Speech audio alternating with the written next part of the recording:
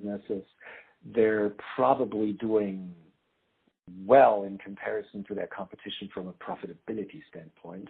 And from a revenue standpoint, they're part of the big three, so that's pretty good. Ball is predominantly a seed business. I believe it's about a third of their business only that is vegetative, whereas the seed is higher profitability. So Anna Ball is probably having a better time from a profitability standpoint. And then Syngenta is 50-50.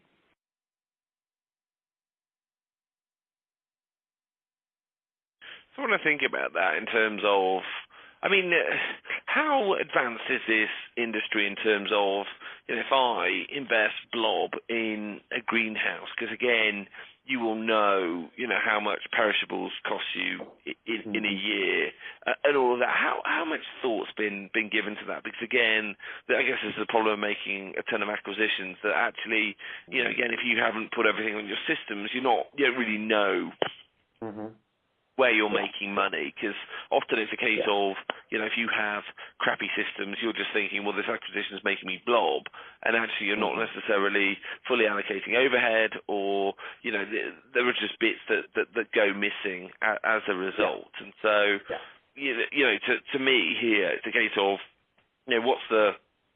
what do we get in terms of return on capital? Because again, my cynicism on private equity here is you mash a bunch of assets together, you string together what you think is the profitability of a business, and you flip it onto someone else. But the reality is, if you invest the same amount of capital in a new greenhouse facility, a new production facility, that you calculate what you can actually, make up in terms of, I'm going to, not have this much in terms of, disease, et cetera, et cetera. Would a business like Dummen know the returns on that, or is it a case of we're just going to go and find some acquisitions? And actually it's more around expanding than around return on capital. So first part of that question, clearly I don't know how they do that on the inside in Dummen. I can tell you that their CFO that just changed position. Somebody else is now CFO. I saw that a couple of weeks ago. But so that person had the reputation of being creative with numbers, in air quotes.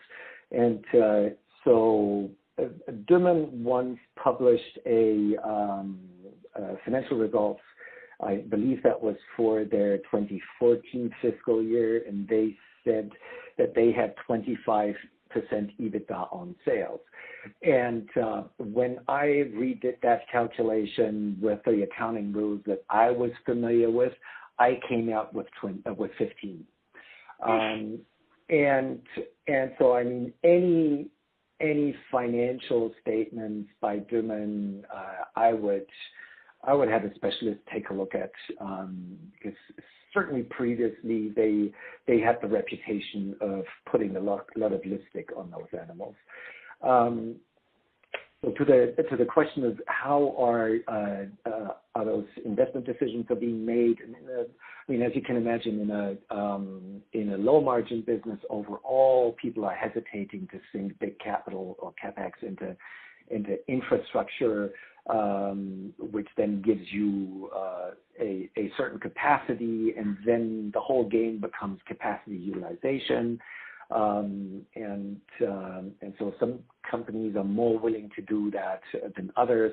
If you think about the ownership structure of the other two, so Syngenta was a public company until recently.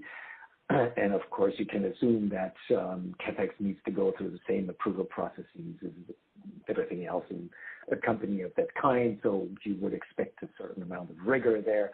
And Ball is an owner-run company, so it's Anna Ball's decision. I do know that Anna has a couple of seed production farms mothballs. Little side note, it's easier to mothball a seed production farm than a vegetative, because once you lay off that staff, these farms are in hot spots, so all of your friends in competition grow flowers there as well. Staff runs away, gets new jobs. When you reopen, really hard to get it staffed up with great people afterwards.